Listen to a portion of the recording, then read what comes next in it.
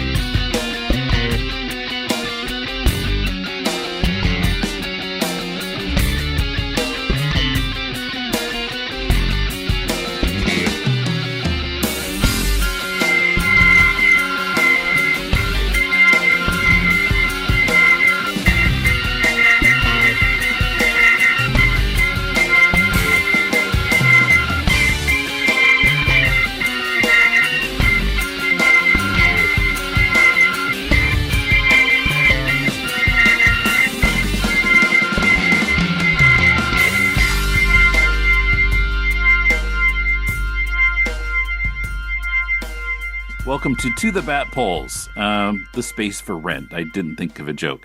This is Tim in Tokyo with my brother Paul in Hanover, New Hampshire. How's it going, eh?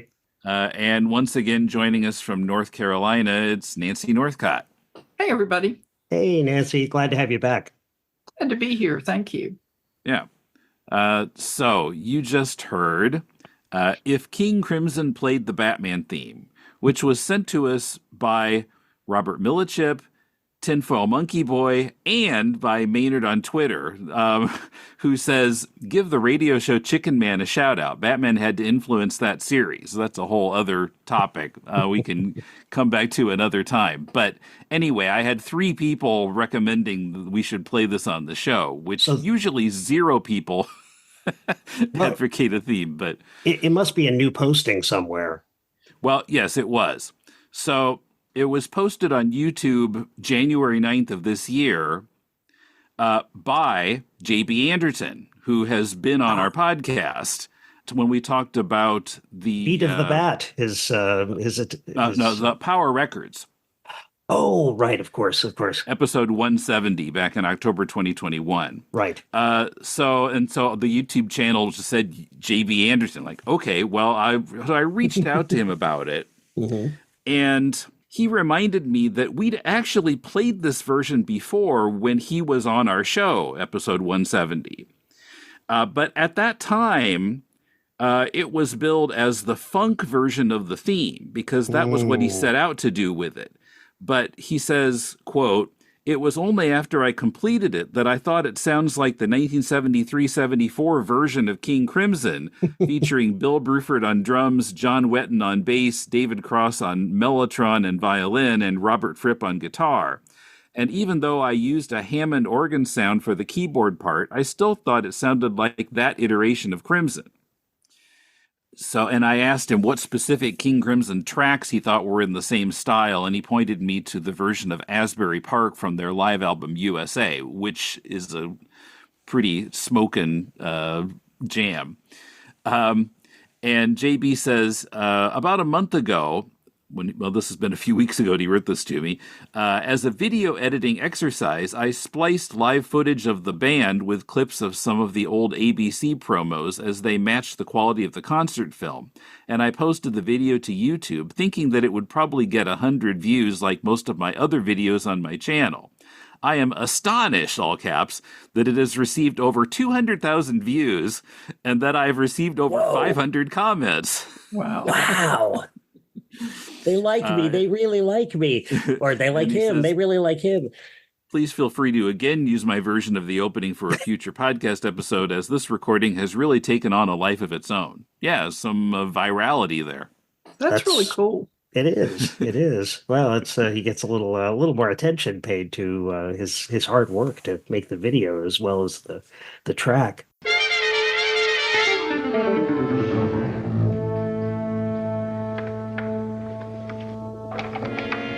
Okay, so we're again talking about women on Batman, and this time we're starting season 3, and we've tried to break it down into bite-sized chunks, which we haven't always been very good at doing.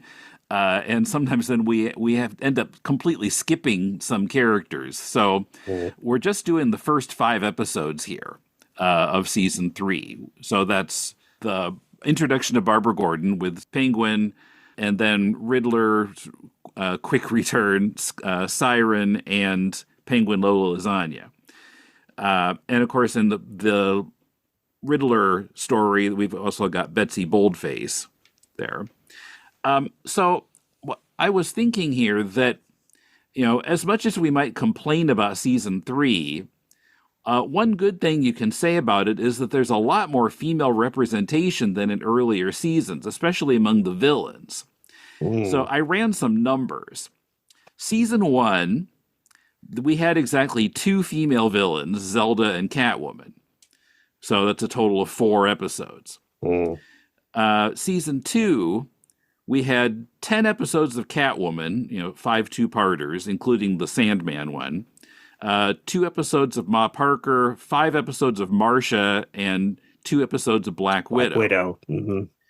And season 3, of all female villains who were special guest villainous or extra special guest villainous, we have Siren, just counting her headlining episode, not her Riddler appearance, because she's not in the credits after the after the opening. Lola, 2 episodes. Olga, 3 episodes. Penelope Peasoup, 3 episodes. Catwoman, 3 episodes. Nora Clavicle, 1. Calamity Jan, 2. Cassandra, 1. And Minerva, 1.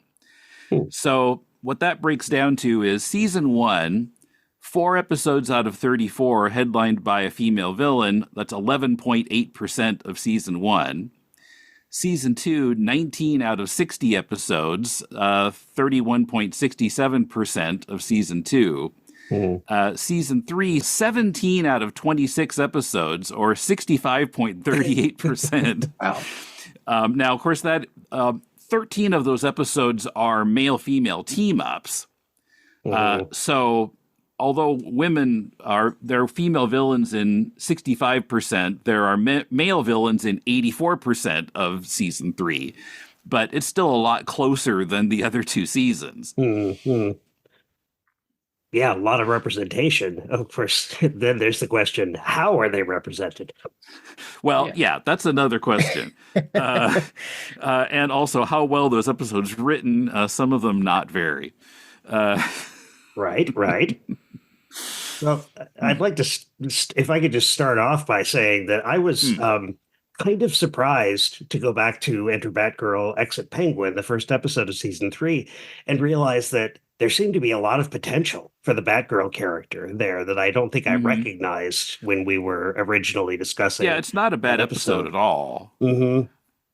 Yeah, I mean, I love that she disguises herself or leaves a dummy behind and, is able to also use the kind of, weak, less quick to the draw female persona against itself in a way. She's using it as a like kind of masquerade to direct attention away from her, who she really is and what she can really do. At the end, when she says, "I'm sorry, I'm so helpless," and Alfred stifles a laugh.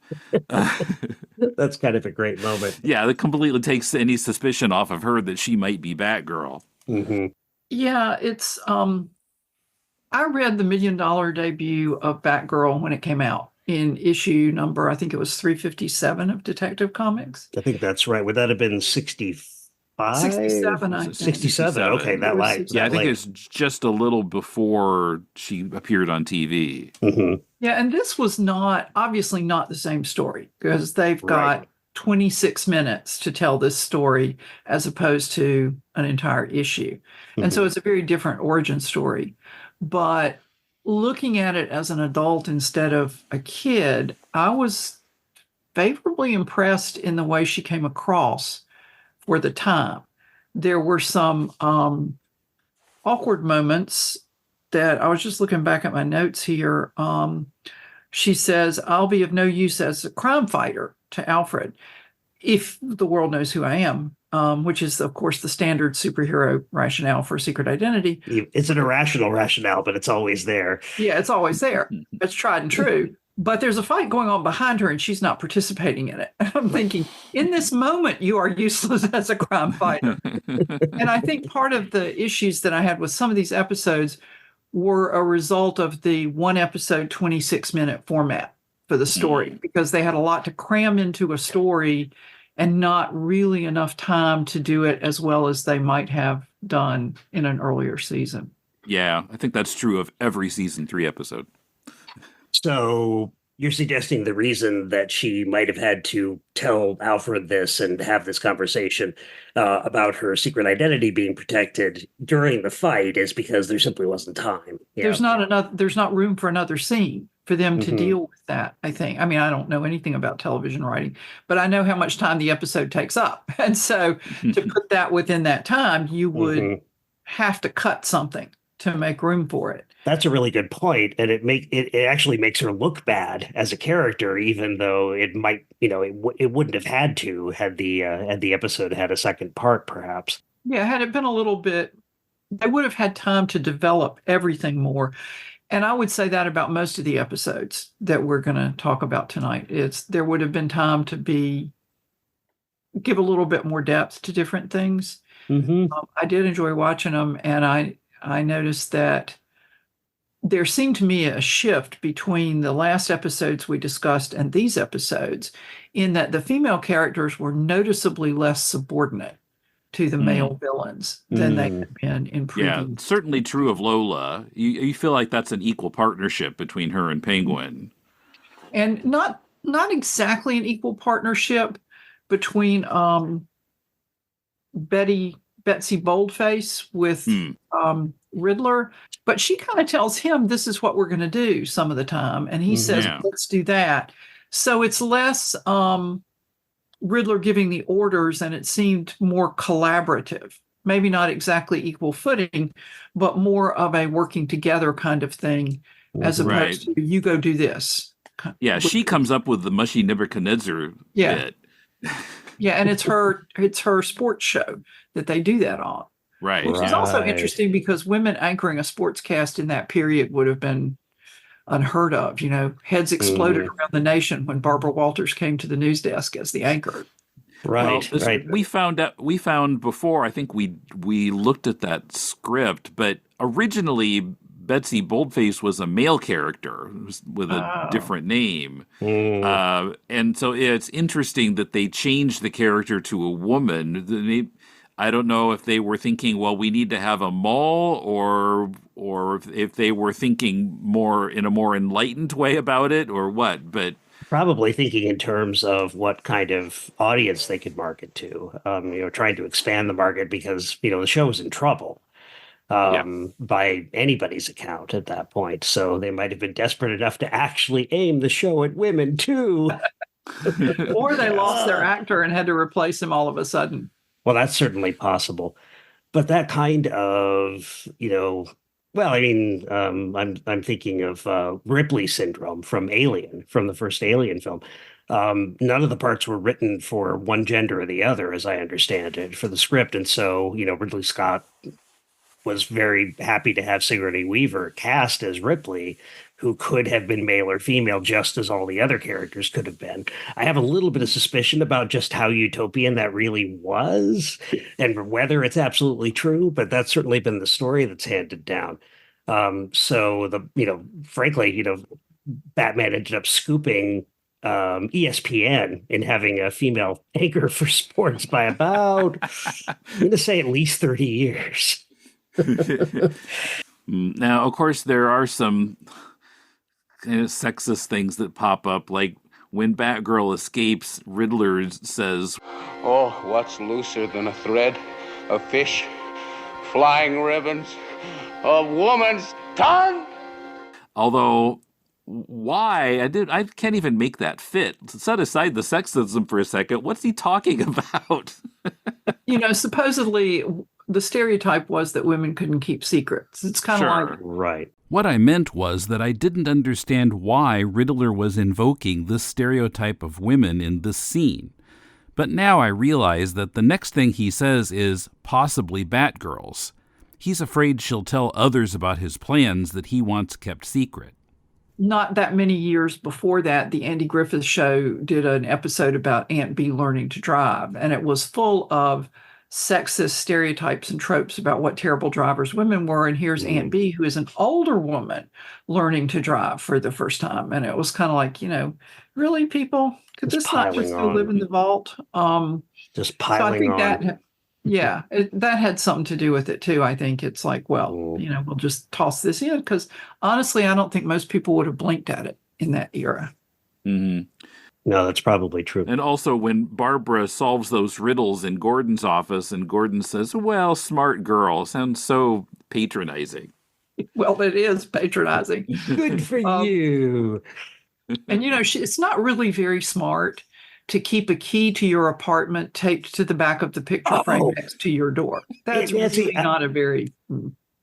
Nancy, I'm so glad you mentioned that. It's like, it's not even, it doesn't even seem like it was Barbara's idea. It was Commissioner Gordon, the protector of, the peace and security of Gotham City, who says, we'll just tape this house key back in here. Yeah, great idea. The most kind of police-like event of, or police-like action that he commits to in that episode is to look as though he's got terrible constipation as he's like leaning up against the chair going, with his face just, completely frozen as he's waiting to find out that Batman is talking to Penguin on the telephone. That's about as policey as he ever gets in that episode. But man, just, poor, I'll bet it was Commissioner Gordon's idea rather than Barbara's. Because, Commissioner Gordon has a very poor sense of how law enforcement could be helped by everyday activity of the citizenry. Been off the street too long, perhaps. I guess it's just a plot convenience, right? So we'll just put the key here so that he can get in. But what it ends up saying about him is... Yeah. Why wouldn't he just have a key? Why wouldn't you just give him a key? Sure, he could have just had the key in his pocket. Why does it have to be hidden in the hallway? Yeah, it could be, when she's out of town, I pick up her mail. I have a key. It's that easy. Yeah. Well, maybe this is one of those points where it seems that possibly they were trying to make certain that she seemed as, quote unquote, liberated as possible. Independent, maybe. Yeah, right. Yeah. So they might have erred on the side of caution and trying to build up that persona by having this stupid bit about him having to pull a key off of the wall or a ledge or out of a garbage can, who knows, or wherever under a welcome mat. Nobody'd ever think to put a key there. But I thought her character came across as cool under pressure, smart, and capable. I could do without ruffles on the edge of her bat cycle, but you can't have everything. And the Batgirl theme in the Siren episode, where the most important thing is who her boyfriend is. Yeah, whose baby are you, Batgirl, Batgirl? Yeah. I had forgotten, because I was just a kid when these shows came on. Adult female lingerie was not something I had to concern myself with. Mm-hmm. But I had forgotten that was the era of what might respectfully be called torpedo bras, because they added a conical shape to the tissue contained within them. And that is very obvious in the costumes Yvonne Craig was wearing in pretty much all these episodes. Yeah, I've heard them called bullet bras too. Yeah. You mean not just the costume, but also when she's wearing, in her civvies. When she says Barbara, Yeah. So, that's, I'm sure that was just typical of the period, but it's one thing that as a present adult female, I looked back on it and went, really glad we left that behind. It's so conspicuous. You can't not notice it. Well, and it seems, maybe I'm wrong about this, but it seems a little unusual among the female characters on Batman to be costumed with that kind of what we've been, I think, calling in the podcast the snow cone bra. I haven't noticed it in the other episodes that we've watched, and I really noticed it in this one, especially when she was wearing, maybe it wasn't in the first episode, but she was wearing that green kind of spatter pattern house coat thing. Right. She was wearing. It really stuck out in there, and then I started paying attention. Literally. I noticed it. Yeah, well, literally, yeah. But it was really very obvious from the way the fabric draped that that's what it was. Mm-hmm. But yeah, you're right. It hasn't been typical for women on the show to wear that, and I can't really think of anybody else, even in season 3, who's wearing a bullet bra. It's just her. Yeah, Joan Collins is not probably not wearing a bra because it's a shoulder thing. Mm-hmm. Mm-hmm. But you know, sign of the times. It's what was going on when it was made. I guess so. I associate it so strongly with Mars Attacks, the Tim Burton film, that it's hard for me to think of it as anything but parodic. I have to remind myself, people were actually subjected to those things. Yeah. Somebody actually wore that unironically. Yes, if we looked back at the history of women's undergarments, it would be really not pleasant. Right. Yeah, that's not the most egregious one either. No, not by a long shot. No, really not. But sorry, I didn't mean to derail us into a lingerie discussion.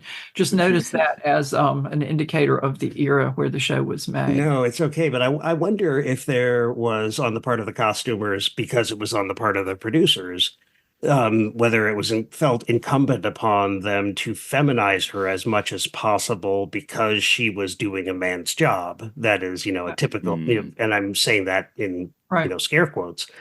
But, enforcing the law, being, deputized vigilante, more or less, kind of like Batman, the ways in which she was feminized don't just stop at the conical bras. They, they also kind of float out into her combat style. She was not allowed to, do the karate that she was interested in doing. She was a dancer and she knew some martial arts, but she was told that she should just kick like she's a member of the Rockettes, and like a dance move rather than anything like martial arts. And so, because it didn't look feminine enough, they said. And I think the fight choreography suffers for it. Because there are moments when you think, if this was a real fight, she would have a problem because she couldn't punch people. Right. Although I did notice in that, it was the other Penguin episode when they were fighting down in the gym type area, I think, and there were Indian clubs or something like that on a rack. She did hit people with those, but she was not punching people, which is right. And, even in the comic book, there was an episode, little panel in the comic where she's chasing somebody and she falls and her cowl gets knocked askew and she stops to fix it. And it costs her time and the bad guy gets away because she stops to fix the cowl because it's awry. For aesthetic reasons or in order to protect her identity? You could see both of her eyes. So she could see. And of course you have to straighten it if it's blocking your vision in a fight. You can't, you don't want to have less than a full field of vision, but it seemed like it was just a reflex. Oh, my headgear is crooked. I'll just fix it. And that's not really a good idea. No. Hey there, Bat fans. It's JB in New Orleans, your host of Bat 77, the 70s Batman podcast. I am a child of the 1970s and a lifelong Batman fan. And each month, I summarize and review a randomly picked Batman comic story published in the 1970s. From the pages of Detective Comics, Batman, The Brave and the Bold, and World's Finest. I also read from the letters pages and highlight all the memorable ads from the comics. On past episodes, I have also discussed Batman's appearances on Saturday morning television and the Power Records audio adventures. You can find the show on Apple Podcasts, Spotify, or wherever you stream or download your favorite podcasts. Or you can find me on the web at bat77podcast.libsyn.com.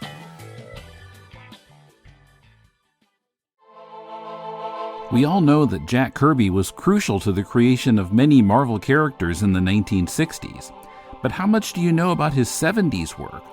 At Deconstructing Comics podcast, we were quite unfamiliar with it, and so Emmett and I decided to satisfy our curiosity and bring you along for the ride. We've now gone through all the Fourth World stuff he did at DC, as well as The Demon and Commandy, The Last Boy on Earth. Now we're exploring his mid-70s return to Marvel, Captain America and the Falcon, 2001: A Space Odyssey, Black Panther, The Eternals, and more. Meanwhile, Kumar and I are dropping episodes on Kentaro Miura's Berserk, and boy, what an apt title that is. And we're talking about other comics as well. This is Tim. Join me along with Emmett, Kumar, and our other collaborators for Deconstructing Comics every week. Find it on any podcast app or at deconstructingcomics.com. See you there. Nancy, I just found the Detective Comics issue in which the $1 Million debut of Batgirl took place. It was 359, January 1967 cover day, which means it probably hit stands 3 to 4 months earlier than that. Yeah. And it was written by Gardner Fox and drawn by Carmine Infantino, who was doing the new look Batman. He was largely responsible for the new look. And I'm remembering too that I have a question I wanted to ask you about that, but I'm also just remembering that there's a cover, maybe 2 or 3 issues into the Barbara Gordon / Batgirl run, if you will, where on the cover she's like adjusting her hosiery or something, and saying that, oh no, it's all out of place. And Batman and Robin are like rolling their eyes about, what a girly girl she is. There's a run in my stocking.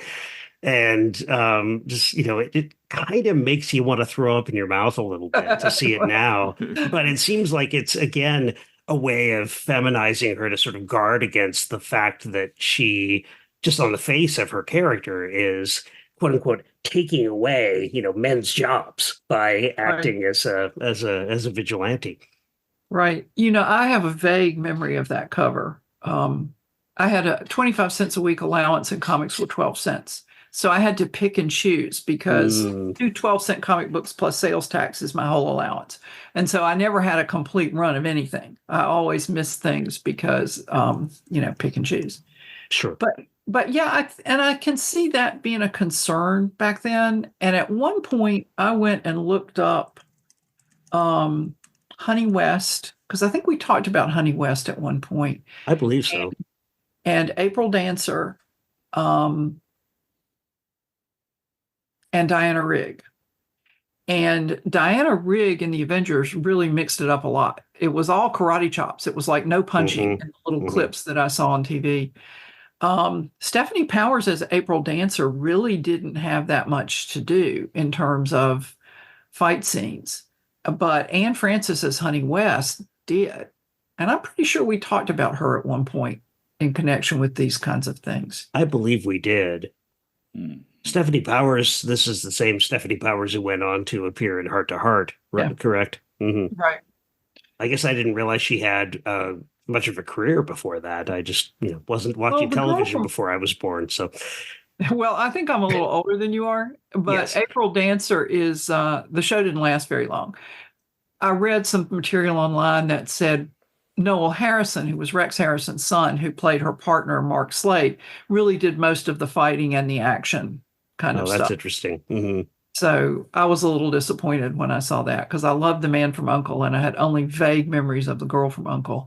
And at that point, I had parents who were moderating my television content. And so they tended to make the choices as to what got watched and what didn't.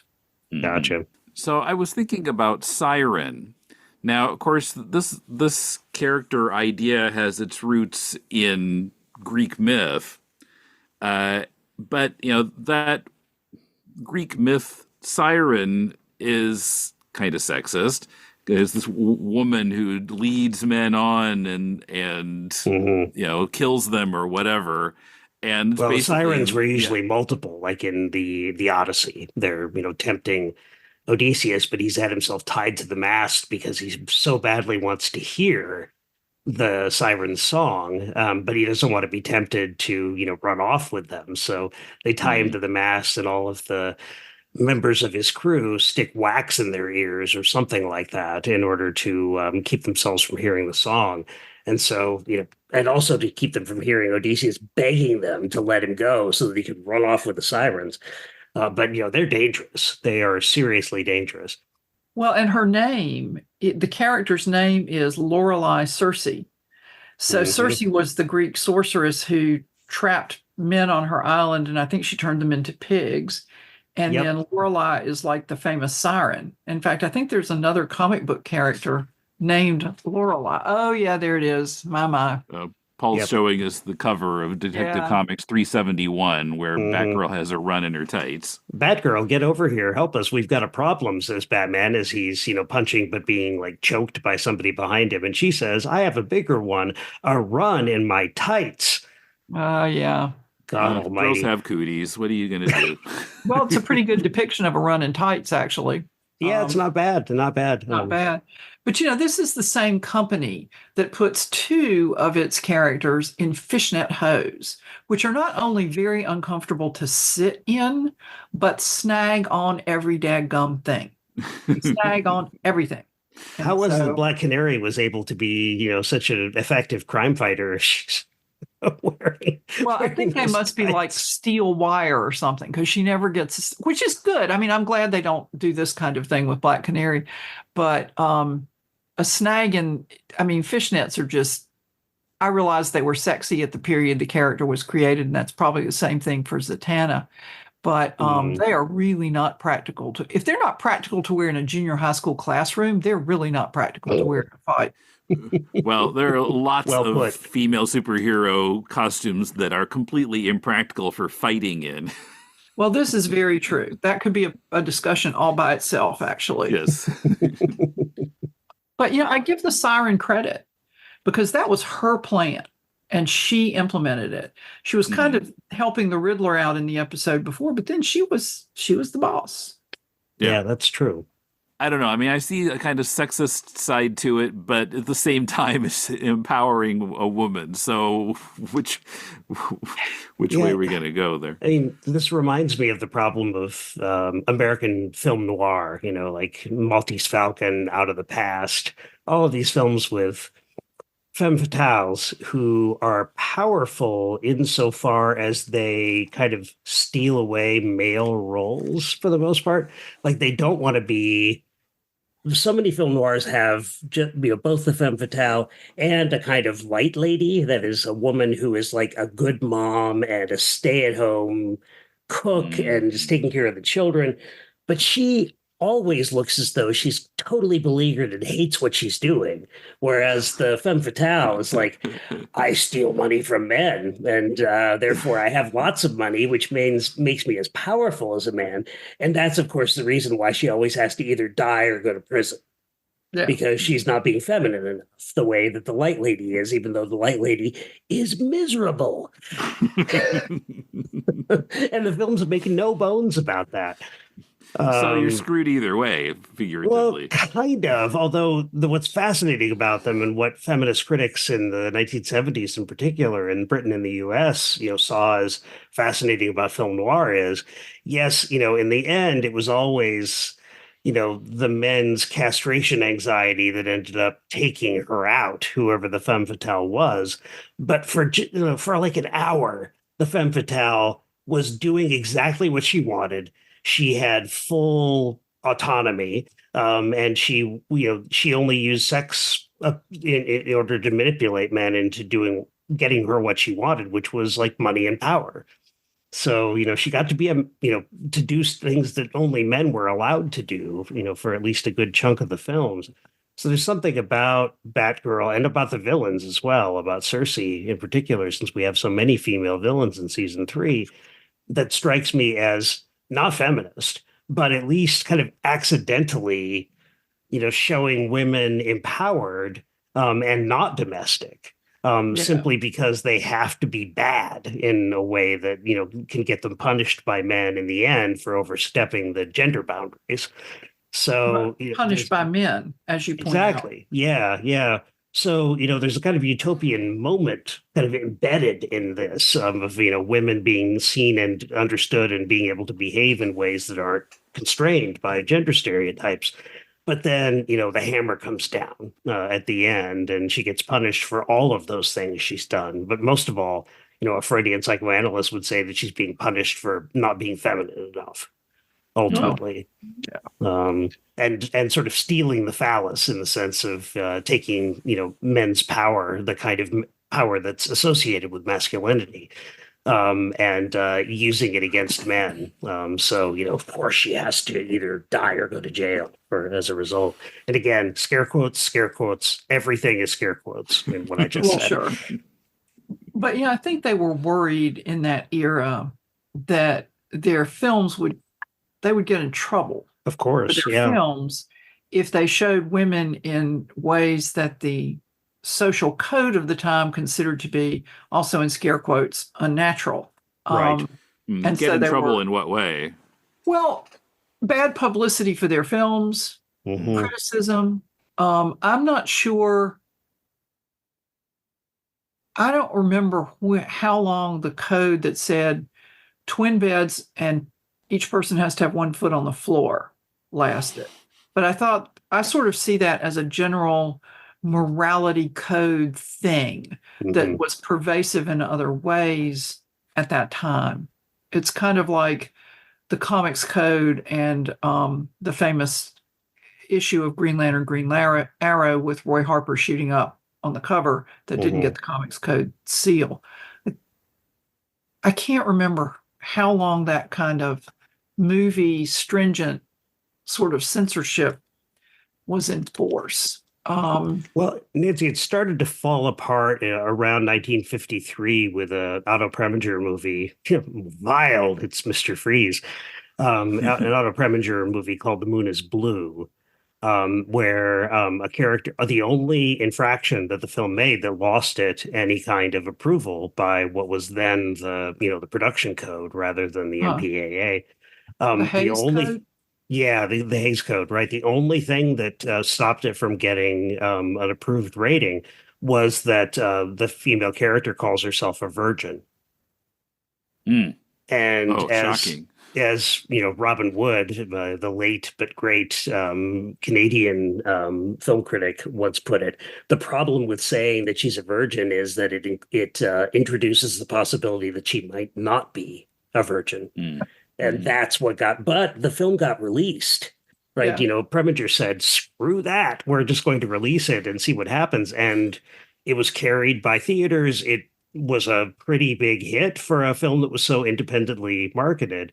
And that was kind of the first brick falling from the production code, where exactly the kind of, morality clauses you were just talking about, Nancy, start to other films and filmmakers start to just like flout those rules until the teeth just are broken off in the production code altogether. Of course, on TV, it was still twin beds until about the late 60s. Right. Brady Bunch, now they're together in a double bed. Maybe it started a little bit before that, but no, you're right about that. When I think about codes, I go straight for the Hays Code and for Hollywood films.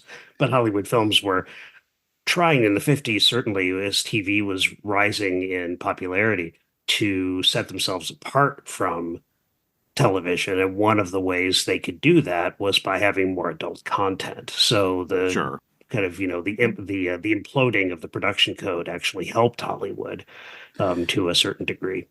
Now, this reminds me in the 66 Batman movie, do you remember when Bruce is kidnapped by the villains and he's in that bedroom with Miss Kitka, who's supposedly tied up on the bed, and he has to kind of catch himself and put his feet back on the floor?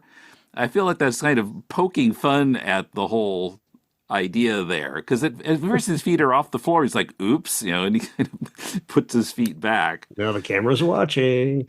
Yeah. But, you go to the movies, TV comes into your home. And maybe that's why the strictures lasted. No doubt. I think that's exactly right. Yeah, there was no streaming or anything. What happens if the children see this? The TV could be turned on by a kid at 8 o'clock when nobody's, supervising the TV. Yeah, and a lot more bifurcation between movies and TV at the time. Now movies are in the home just as much. Sure. Yeah. Well, speaking as someone who used to sneak to watch Honey West when she thought she could get away with it, argue with that. I don't know why, Nancy, but I like you more all the time. Well, thank you. I appreciate that. Sneaking to watch TV. That's somebody I can really stand by that. Well, my parents had a little black and white TV in their bedroom, and I was allowed to watch Batman on that because they didn't want to watch it. And so the main TV in the living room was whatever else was on that night. And Honey West came on after Batman. And if nobody thought to check on what I was doing, I would watch Honey West because I liked the idea of this woman who went around handling trouble and causing some of it. So no harm, no foul, right? That was my view of it, but my parents probably would have been appalled, and that's the day before remotes. So if you were going to change the channel, you had to be next to the TV to change the channel. But I'm sort of taking us far afield. I'm sorry. It's been kind of that kind of day. No, it's okay. I mean, if you've ever listened to one of Tim's and my episodes, you realize that we're far afield for about 60% of every episode. So, and it's usually my problem. It's usually me that's dragging us off into the field, so to speak. Yeah, well, or listen to one of my other shows, The Law of Equivalent Exchange, about Fullmetal Alchemist and whatever else comes up. Patrick will go off on all kinds of tangents, and I do once in a while too. But maybe 75% of it is about Fullmetal Alchemist. So, let's see. What else do we have to say about Lola? Like I said, she seems pretty empowered. She's not subject to the penguin at all. They're carrying out this plan together, I would say. Well, she seems to join up with him because she thinks he's got a good idea and she's got the horse more than he controls what she does with the horse. He just said, let's do this. Right. And she gets it carried out. She's the one who takes the horse out and gets it changed to a horse of a different color. Yeah. And really, I'm not sure that having Dick Grayson as a jockey or Batgirl as a jockey or God help the horse, the penguin as a jockey. I mean, I really think there's more to being a jockey than just sitting on top of the horse and holding the reins, Pretty sure you're right. But it was still kind of a fun sequence to watch the horses going around the track. And I don't know how they filmed it, but it really worked well with the narration, the way they cut the positions of the horses in the racing sequence. The thing I was trying to come up with a take on Lola Lasagna, and I've been trying for a couple of days now. There's something about Ethel Merman's performance that is just so clueless, or not really. No, clueless isn't the right word.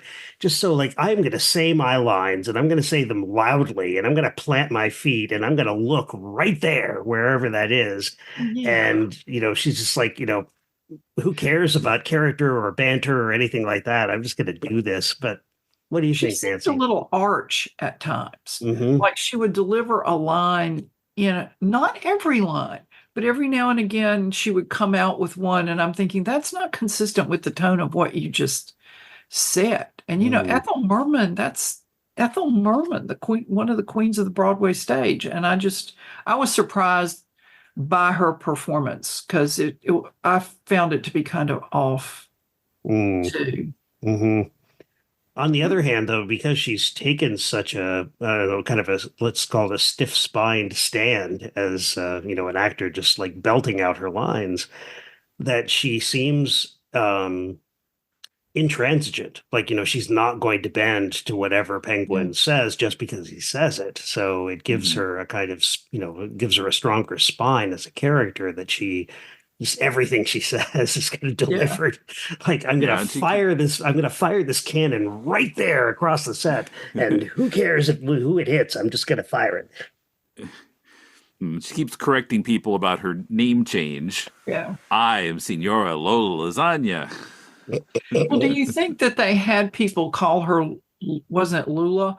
all the time. Lulu just to Schultz.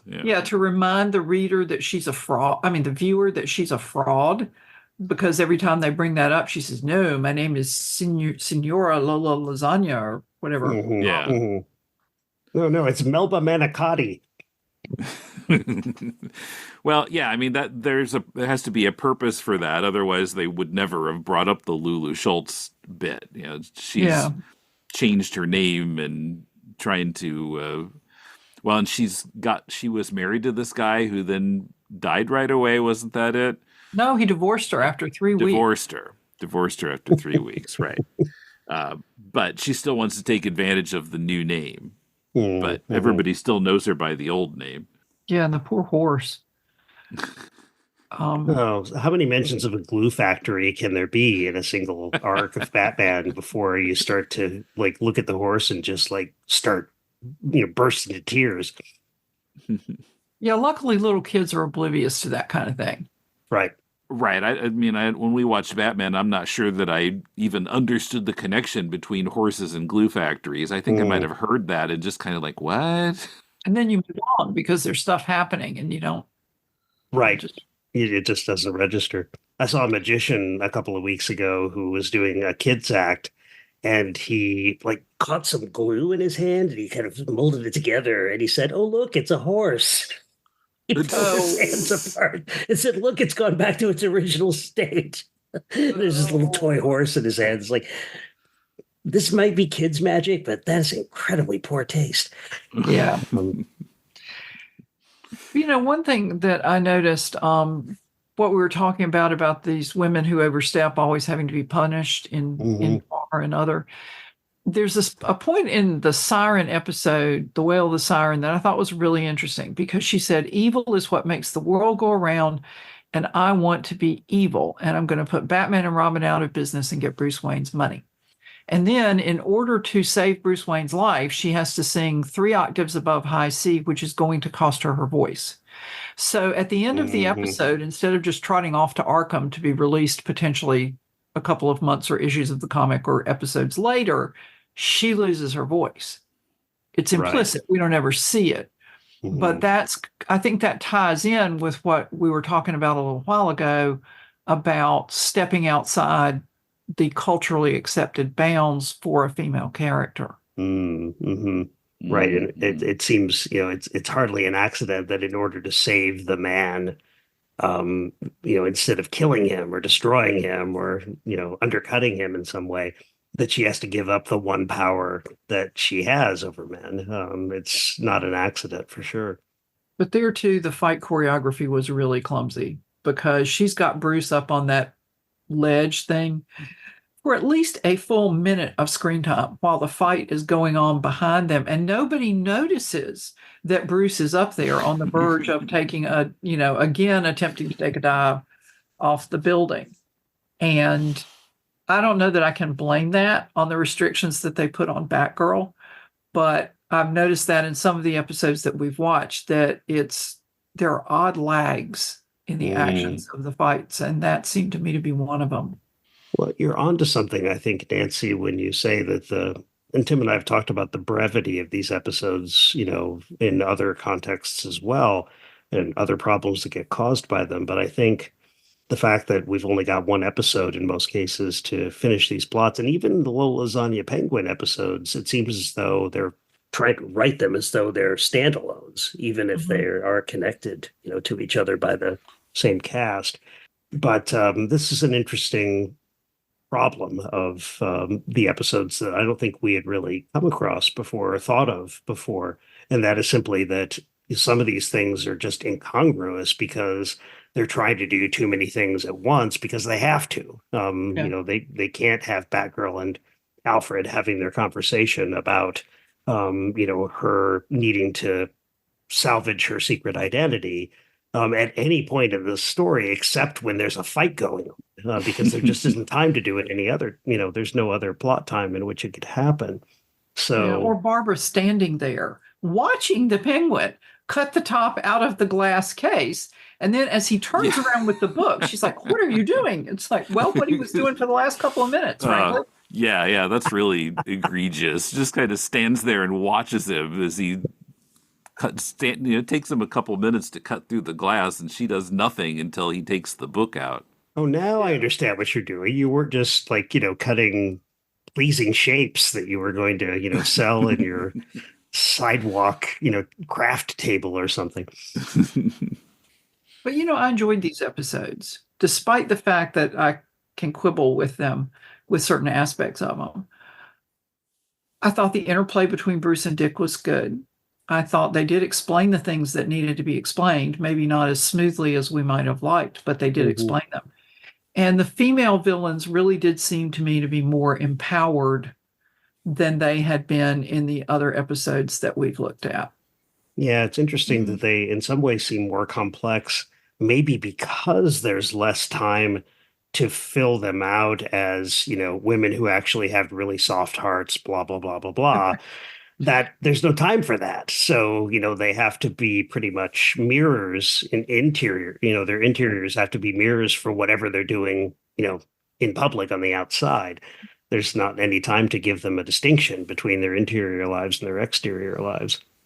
I was reminded watching these that, again, as much as we complain about season 3, the Siren episode has two of my would be maybe in my top 10 moments of the series, maybe. One is Robin and Batgirl working together without Batman. I just think that's a cool idea, and I wish we'd gotten more of that.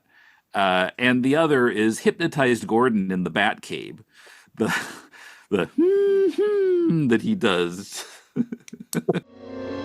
Commissioner Gordon, what are you doing here? You? You're Alfred, millionaire Bruce Wayne's butler.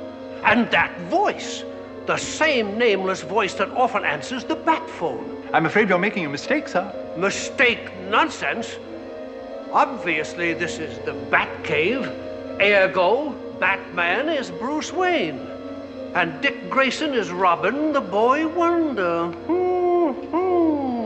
Batman and Bruce Wayne, one and the same. And shows much more intelligence than he ever did when he wasn't hypnotized. Figures out immediately that this is Alfred is the Wayne Butler. They've heard him on the bat phone. That must mean that Bruce Wayne is Batman. Dick Grayson is Robin. Well, when he's hypnotized, he seems to be free of all his repressions. So, all of the realizations that he would have had if he had been able to unrepress himself as a, standard issue, police commissioner, all that stuff comes out when he's hypnotized. And he does. Maybe he would also realize in that state that he shouldn't hide a key behind the picture frame by Barbara's apartment. Well, when he climbed out of the trunk, I thought shades of Jill St. John in season 1, because, it's like, are we really going to repeat that? And then, of course, they did it. Gordon falls into the reactor.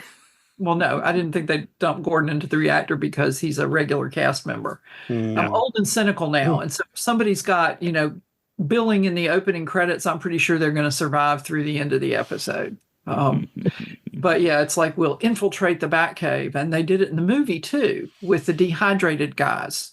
Right. I don't remember exactly what. But Commissioner and also Gordon, Penguin and Joker in the Zodiac 3-parter. Yeah. They ended up in the Batcave, too. Oh, and then there was King Tut in season 3, but we'll get to that later. Yeah, what's the point of making the Batcave sacrosanct and impenetrable if you've got a villain in it every other week? Or Commissioner Gordon, for that matter. Well, luckily, it doesn't say, the polls say Robin and Batman, whereas upstairs they say Dick and Bruce, which is fortunate, because had he seen them and they've been labeled otherwise, that could have been really unfortunate. Yes, that's a good point. Maybe they just like to play firemen. I personally like the staircase behind the clock, but I have to admit, the polls are faster.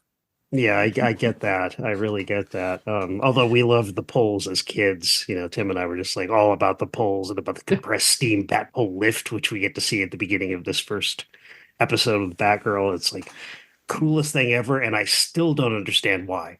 Why did we think it was so cool? They were going down. It's just it's like a 5-year-old, 7-year-old boy thing or something. I don't know. Dick said, "Is this the best way to get to the Batcave?" And Batman said, "I don't know. Let's take a poll." Tim's, inveterate punster is coming out again. So, Nancy, I just wanted to ask you about anything you remember about reading the $1 Million debut of Batgirl back in the day. Did you pick it off the rack? I picked it off the rack because I was a geek child, and I did not. This was before being a geek child was fashionable. And all of the girls in my neighborhood were outdoorsy and athletic. I don't think it's ever as fashionable as people like to pretend that it is even today. No, but it depends on who lives around you, whether it's fashionable. Right. But I loved the library. I would go to the library and fill the basket of my bicycle with books and ride home. So the fact that they have a librarian who wears glasses, which for those who can't see us, I wear glasses and have since the 4th grade. And here she was kicking butt and taking names and smacking a villain around. I loved it. I would admit that my heart was highly uncritical at that phase of my life, but I loved it. Who could blame you? And I remember she was going to a party and Killer Moth had waylaid Bruce Wayne and was going to kidnap him. And she, of course, not knowing he was Batman, jumped out and her clothes converted to her costume, which I thought was so incredibly cool. I tried that trick with a bath towel and it really doesn't work very well. And I just loved it. I really don't remember a whole lot of other specific information about it. But Wonder Woman had been around for ages, and there were a few other female members of like the Justice League, although not many. Did Batgirl strike you as different from the standard issue, women in tights of that time? She did when I became an adult.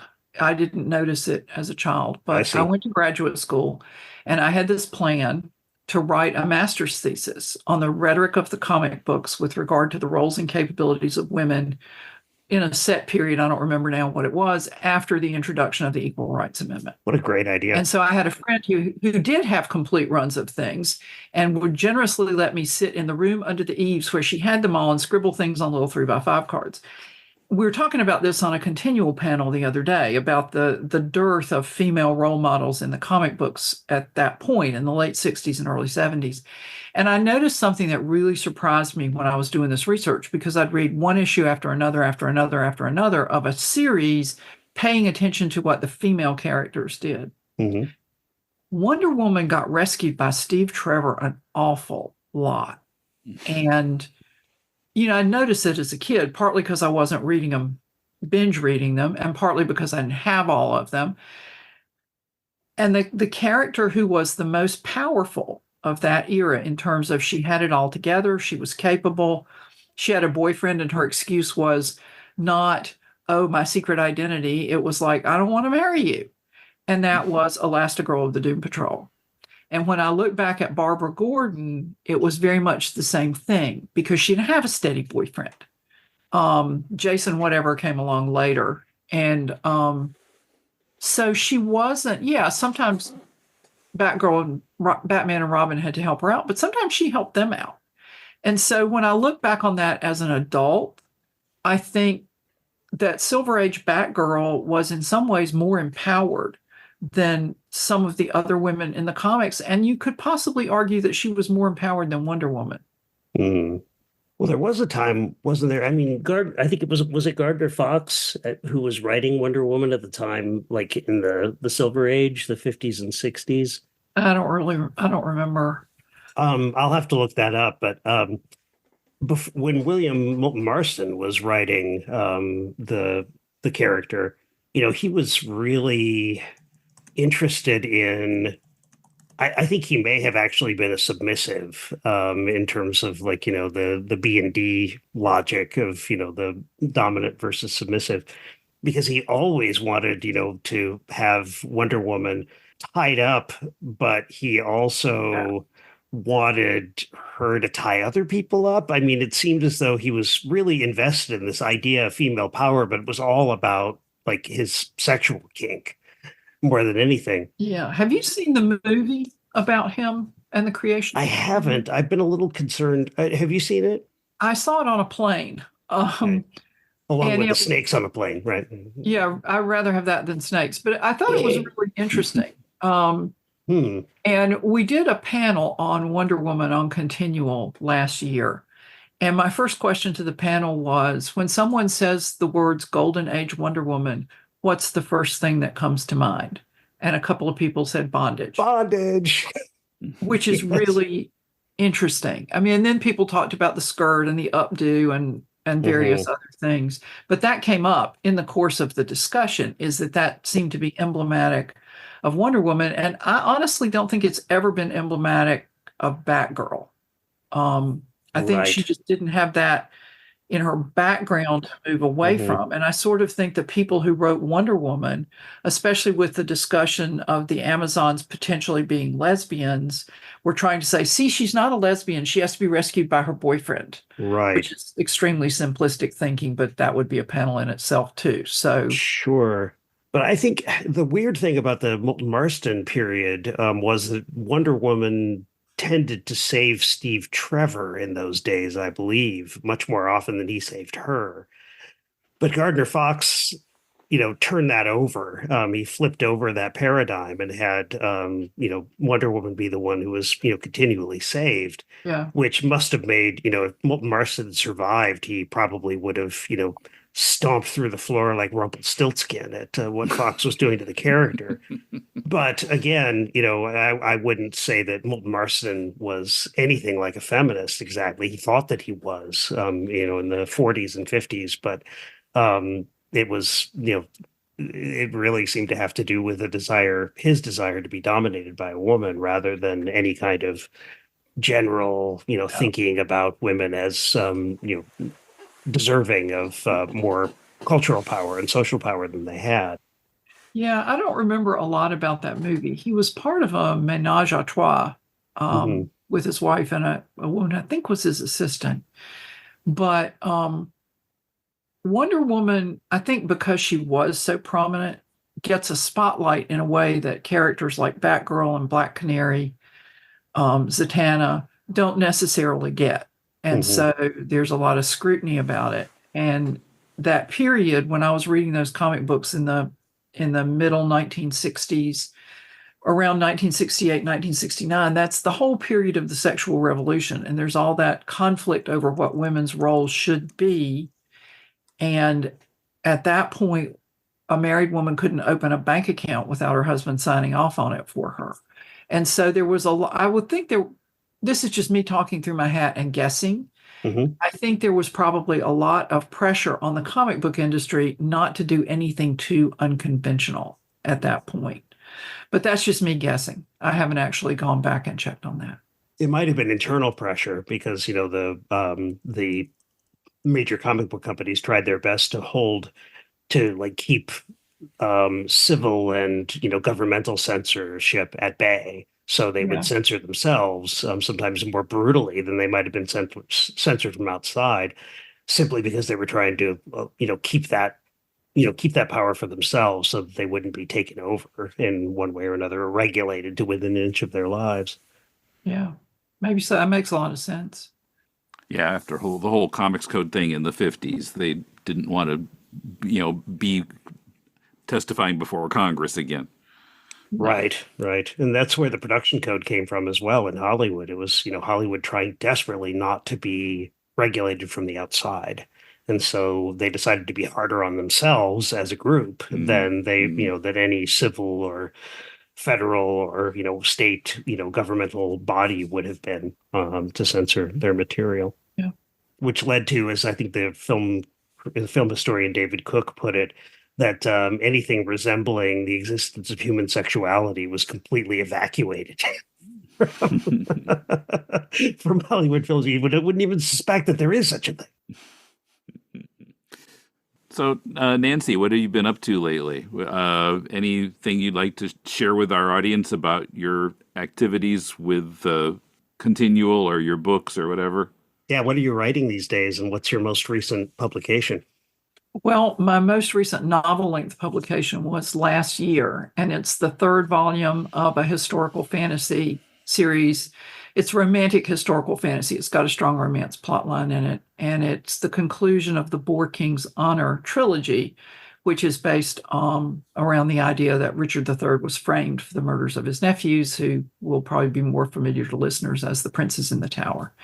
It's a great feeling to put that third book out because I've been working on this trilogy for many, many years with a lot of historical research. Oh, It's fabulous. continual. I'm the comics layer director, and we have a panel coming up this week on favorite comic book couples. We did one last week on the Doom Patrol, and we did one a couple of weeks ago on the Justice Society of America. Mhm. And there was a lot of discussion of the Huntress in the course of that. Right, who's Batman's daughter in on Earth 2? Yeah, Is that right? Batman and Mhm. Catwoman's daughter. But then after Crisis on Infinite Earth, she went away. And so then they invented Helena Bertinelli, who had a mob background, and she became the Huntress. And I don't like that version as well. I mean, other people love it, and that's fine. But I tend to prefer the original. And finally, in answer to your very nice question, I'm working on a science fiction novel in the Outcast Station series that I write with Jeannie Adams. We're the first two books each contain a novella by each of us. And so books 3 and 4 will be individual novels. And the nice thing about publishing them ourselves is whoever finishes first, her book is coming out first. So that's what we've been doing. Right. No worries about the the machinations of editors and actually getting the things to press in between. Yeah, I mean, we get them copy edited and read for critique, because I think if you put something out and you don't get it read for critique, you're insane. But yes, but we Good do point. that. But it's kind of, we're fitting it in around other commitments. But it's been really interesting because my book focuses on the oceans of Outcast Station. I was a history major. Most of the history I studied took place on land. So I'm having to learn about oceans and ocean life, and it's been really interesting. Wow. So that's what I'm doing. Thanks for asking. I appreciate it. It's so cool. It sounds great. It's been fun. It's been fun. Yeah, But I enjoy coming here to talk to y'all too, because watching these episodes again takes me back to being 11 or 12 years old. And then I remember how I felt when I watched them the first time. And it's really cool. Yeah, it is. And I think you've pretty much uncovered the reason why we do this podcast in the first place. Yeah. Because we get to be 7, 10, however old we were at the time, in a way. Yeah, I can still get back in touch with that feeling watching the opening credits.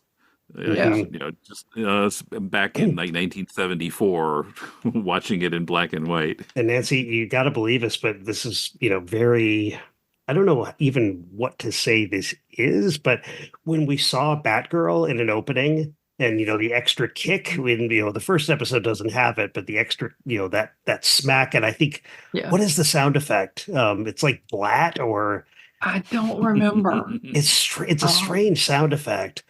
I wish I'd written it down. But when we saw her and heard that kick, we were like, it's a Batgirl episode. This is so cool. Do you remember that, Tim? I mean, it seems like, that was just another, maybe it was just like an embarrassment of riches, like, yet another comic book character that we got to hang out with for half an hour. But whatever it was, we were just so thrilled to see her. I don't think it had anything to do with the snow cone bra at the time. I don't recall even noticing that. Nope, me neither. No, I loved it. And as an adult looking back on it, I kind of have to wonder how Adam West and Burt Ward felt about, first, their show is being reduced to 1 episode a week, and then they have to share screen time with this new character. Mm-hmm. And, no matter how well they all got along when the cameras weren't rolling, that has to be a little bit of a professional pinch. Mm-hmm. I would think so, because, there was very little time for Batman and Robin to have their Batcave moments like they'd had in the first season especially. And that's one of the things that Tim and I found we enjoy the most about the show, is when they're just kind of bantering about, trying to figure out a clue. And they do some of that with Batgirl, which is great, but that kind of takes the place of these other moments of, just actually Batman and Robin being detectives, which, It's Well, the nice thing about those scenes to me is that not only are they being detectives, but it's a buddy moment. And it makes it a little less of a buddy show when you have another character in there. And there actually was a character I wanted to mention that I was surprised to notice, because, people turn up in these and then we see them later in much more prominent roles. In the Ring Around the Riddler, James Brolin is the boxer that they're joking around at the beginning of the episode. And that's not even the first time he showed up on Batman either. Yes, like his third appearance on Batman. Long before Marcus Welby, MD. Right, and long before Hotel, too. Yeah. Hello, I'm Ken Holzhauser, and if you're looking for something new in comic books, may I recommend my newest comic, The Quick and the Dad, a love letter to the DC, Marvel, Archie, and Harvey comics of my youth. This comic has everything. It has spaceships, dad jokes, alien invasions, time travel, supervillains, and so many bad puns. Hopefully you'll like it. It's the cutest comic you've never heard of, and it's available today in print and digital from indieplanet.com. That's The Quick and the Dad. Join that other dynamic duo, won't you? Join us on Patreon to support the show and get bonus content. For just $2 a month, you get access to outtakes from every To the Batpoles episode, trivia quiz videos on 20th century entertainment, and the right to vote on future Batpoles topics. For a $4 monthly donation, you also get the right to have an ad for your own project on the show once a month, and hours of exclusive podcasts. Get all the details at patreon.com/deconcomics and select the level of your monthly donation. Thanks for listening, and thanks for your support. Starting this episode in our Bat audio segment, some clips from a Batman reunion on CBS This Morning on June 14th, 1989, featuring Adam West, Julie Newmar, Burgess Meredith, and Cesar Romero. The first part of it is missing from the YouTube clip. We pick up with Burgess Meredith. Burgess Meredith, how about you? How did you get involved in this TV show? Well, it seemed like a good thing at the time. I was working on Broadway a lot, and this enabled you to get out there and make a quick buck. I had no idea it was going to take off the way it did. And when they began to, lower my crotch and give me this big belly and big nose on, I thought, well, this is no way to end your life. But it turned out to be something. It used to depress me because when I walked out in the street, people would still recognize me. Even after all of the makeup? Oh, well, with the makeup and everything. That was a little depressing. Cesar Romero, you didn't really know much about this show either. How did they convince you to get involved? Well, Bill Dozier called me, and he said, I'm doing this series Batman, which didn't mean anything to me because I'd never followed the comic strip. I didn't know anything about it. And he said, I'd like you to play the Joker. And he said, come on down to the studio, and I'll run the first episode that we filmed with Gorson playing the Riddler. Well, of course, I went down, and he ran it for me, and it was wonderful. Then I read the script, and I fell in love with the Joker. I thought he was a wonderful character to play. So I did the show, and I thoroughly enjoyed playing that character. It was a hoot, believe me.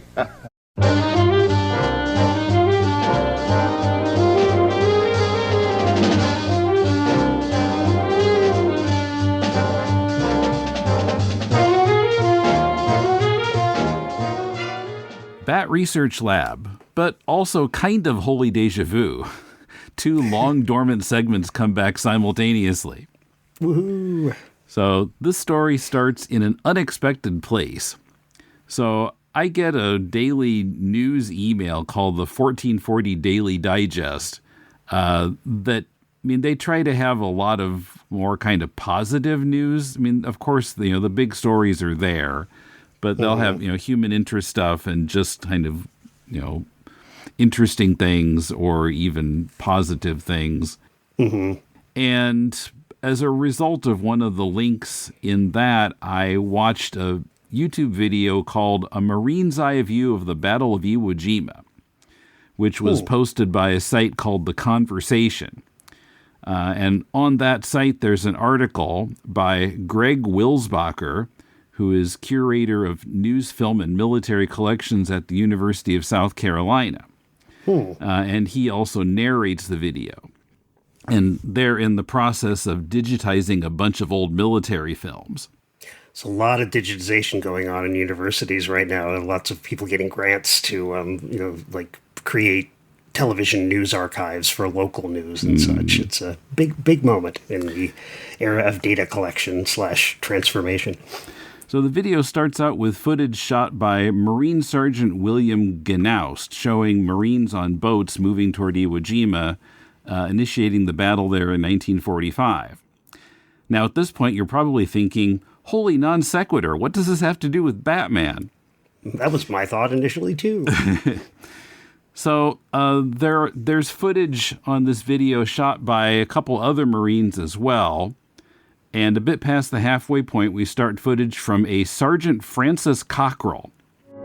Sergeant Francis Cockrell of the 5th Marine Division was a combat cameraman assigned initially to work with the 5th Division's medical units.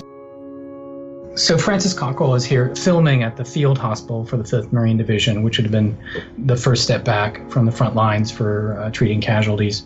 And I thought, wait a minute, I know that name. Holy deja vu. Could this be the same Francis Cockrell who, with his wife Marion, wrote The Joker Trumps an Ace and The Minstrel Arc of Batman? IMDb said that Francis M. Cockrell was born in December 1906. That'd make him 38 at the time of the Battle of Iwo Jima in early 1945. That fits, especially in light of the fact that the video says that William Gnaust was also 38 when he shot the footage at the start of the video. Also, I didn't notice at the time, but after 4 movie credits of the 30s, in the 1930s, there's on Cockrell's IMDb page, there's a noticeable dearth of credits for him in the 40s. There are movies from 1942 and 44, but those may well have been written before he joined the Marines. And then he has no more credits till 1950. So his credits are all for screenwriting. Right. He was never in front of the camera. Or a story that was turned into a screenplay by somebody else. So I wrote to Wilsbacher and asked him simply whether he knew what this Cockrell had done after the war. I didn't tell him why or anything, just, do you know what happened to him after this? A few days later, I heard back from him as follows. Quote, I'm fairly confident that Frank Cockrell returned to Hollywood after the war to resume his career as a writer. Maybe a bit more legwork needed to be absolutely certain, but, and he gave me a link, which is to Frank Cockrell on oldtimeradiodownloads.com. Turns out he wrote a bit for radio also, a 1944 episode of Lux Radio Theater. Lux Radio Theater was usually, nearly every week, I think, an adaptation of a film that had recently been released, and then sometimes the same actors would come back and play their parts. And that page said that he died April 13th, 1987 at age 80 in Boones Mill, Virginia. He began writing for Liberty and the Saturday Evening Post magazines, moved to Hollywood and wrote screenplays for Harold Lloyd. Now, actually, only one Lloyd movie shown on IMDb has his name on it. That's Professor Beware. And on that one, he and his wife Marion and someone else named Crampton Harris actually have a based on a story by credit, not a screenplay credit. So Old Time Radio Downloads was a little bit off there. Not well, maybe not, because often what story, original story by or adapted from a story by means that an initial script came down the pike and it wasn't considered right for the actor or whatever, and so it was rewritten pretty substantially. But if a certain percentage of the story remained, then they would have to give a story credit even though the script wasn't accepted. That's true. We've run into that kind of thing with Batman scripts too, where somebody wrote a script and they handed it to another writer who completely changed it or kept a little bit of what was originally there, and so that even though they'd written a script, it wasn't the script that was used, and so it was story by. Yes, if you want those things attributed properly, thank your union, because without the various unions in Hollywood, that sort of credit probably wouldn't survive into the final draft. So Old Time Radio Downloads goes on, served as Marine Corps combat photographer during World War II and received medal for bravery during the Battle of Iwo Jima. Wow. Television writer for episodes of General Electric Theater, Alfred Hitchcock Presents, The Outer Limits, and Batman. So it all kind of comes together. It's the same guy. But I wasn't expecting to find a Batman writer in an Iwo Jima film. That's such a great story. But I found this interesting because it's been a challenge to get much information on a lot of these 1960s TV writers. You're lucky to find any photos of them. Even Lorenzo Semple, there are only like one or two 1960s photos of him that you can find online. Mm-hmm. Most of the writers don't have Wikipedia pages. And IMDb tells you very little about these guys beyond their writing credits. So it was interesting to get a look into a different aspect of the life of one of the writers. Yeah, someone like Semple is different because his career continued into the 70s and 80s, and he wrote a couple of movies for Dino De Laurentiis. He wrote the script for the 1976 King Kong, as well as the script for, guess what, Flash Gordon. Yeah. And by the way, as we mentioned way back in our Funny Feline Felonies discussion in episode 105, Francis Cockrell also has a writing credit for the 1951 movie Rhubarb, starring Orangey the Cat, who appeared with Eartha Kitt on Batman. Directed by Arthur Lubin, the screwball noir comedy stars Orangey. It was like... it's the first credit. Well, he was the star, so... Yeah, and the supporting cast, the supporting Orangey features William Frawley and Gene Lockhart. Yep. Oh, boy. Bat Inbox, responding to episode 212 on Captain Nice from the all-seeing, all-knowing 66 Batman message board. Ewoks Unite. Okay, Paul? Okay. This is Clavier Ankh. I remember Roger Ramjet. Quote, I'll just take one of my proton energy pills. They gave me the strength of 20 atom bombs for the period of 20 seconds. End quote. I think chemical-powered superheroes in the 60s was because of the way we viewed science then. Science was making great breakthroughs. Scientists were portrayed as benign geniuses working alone or for all American government agencies, working to improve our lives, especially with medical advancements. Today, scientists are portrayed as working for evil corporations or shadowy government agencies. Science has a bad image these days. Boy, you're not kidding. I think Captain Nice was the better of the two, nice and terrific. The problem was the characters never evolved beyond caricatures. Plus, some good recurring villains might have helped. I think both series decided, as apparently did the writers of Batman by that time, that humor was what made the series. I think one thing that made Batman was the adventures that kids could take seriously. Neither Nice nor Terrific had that. They were both straight sitcoms. Looking forward to your thoughts on Mr. Terrific. Thanks, Clavier Unk. And Batwing Hornet writes, fascinating analysis of a, horrible show, guys. And yes, I've punished myself by watching a couple of episodes, thanks to my friend who bought a VHS of a few episodes at a comic convention in the 90s. And he quotes my blurb about the episode, looking at the strengths and weaknesses of the show, possible reasons for its failure.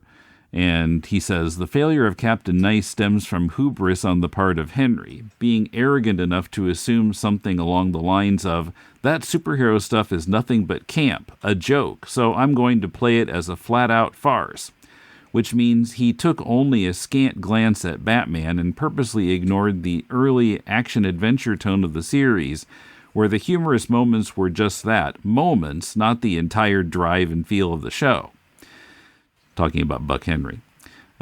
Typical of comedians or comedic writers, instead of capturing the subtleties and ironies of an idea which are still familiar with audiences, but funny if turned on their ear, so to speak, comedians go overboard in trying to mock the idea as if its inherent nature was fit to be ridiculed. See Saturday Night Live, which can count around 3 random seasons out of 49, which were somewhat funny. Unfortunately, the motivation behind creating Captain Nice reminds me of some Batman fans who, in a rejection of any serious/dark elements to the character and his world, really cheer for or talk up the 3rd season of the Dozier's show, as if that was the intent of the series all along, and by extent, a true representation of the character. It's Henry's kind of thinking and the low points of Batman's 2nd and 3rd seasons that convinced Hollywood that superheroes were silly, kiddie nonsense, never to be taken seriously, and it was all like Captain Nice and Batman's 3rd season. Undoubtedly, that belief guided Hanna-Barbera's production of the buffoonish Legends of the Superhero specials in 1979. I couldn't help but think of that myself. Thankfully, in that same decade, a producer such as Kenneth Johnson would only accept developing The Incredible Hulk if he had the promise that it was not going to be like, you guessed it, Dozier's Batman, which Johnson cited by name numerous times. That's interesting. So a kind of anti-Dozier, although what Johnson was claiming he would never do might not have been so much Dozier as, as what Batwing Hornet was calling, the doldrums of 2nd and 3rd season Batman. Nevertheless, it's kind of hard to imagine Hulk as a camp show, of the sort that Dozier was going for as well.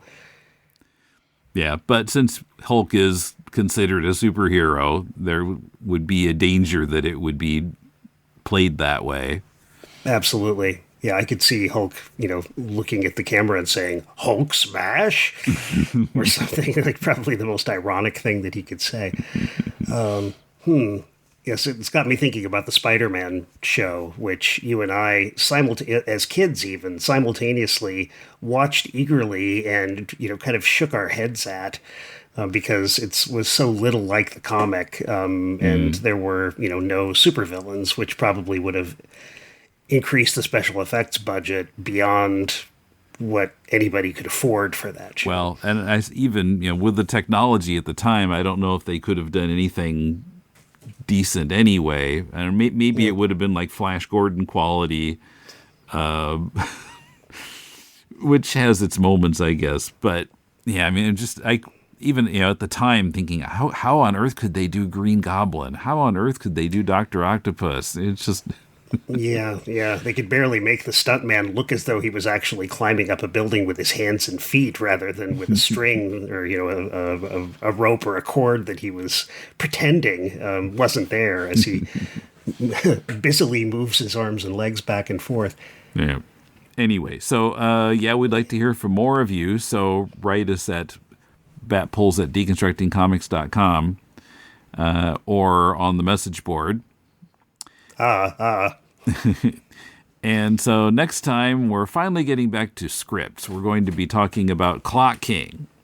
Now, we haven't really looked at what we've got. There are like 3 different iterations of it, and sometimes 2 different iterations are practically the same, so it's not maybe as much material as it looks like. We haven't really taken a look at it yet, but we will by next time. Yes, and in my memory anyway, Clock King is one of the medium to high points of season 2, so I'm looking forward to returning to it. Okay, so we'll see you in 4 weeks at the same Bat RSS feed. Check the show notes for links to JB Anderton's King Crimson version of the theme, to Nancy's forums with ConTinual, and to her own website, the Iwo Jima video that Francis Cockrell had a hand in, and the Clock King scripts that we'll discuss next time. As usual, we'll have a thread on the 66 Batman message board for comments, and I'll link to that as well. As usual, there will also be a message board thread for this very episode at 66batman.com/forums. Comment on our discussion with Nancy there, or drop us a line or send a donation through PayPal at batpulls@deconstructingcomics.com, or write us through X at deconcomics. You can also listen and comment via the Deconstructing Comics channel on YouTube. Support the show at patreon.com/deconcomics. Next time, we'll dig into Bill Finger's scripts for the Clock King arc, first draft, final draft, and revised final. We look forward to getting your comments on the scripts via the message board, and as usual, we'll share some of your comments on the show. See you in 4 weeks.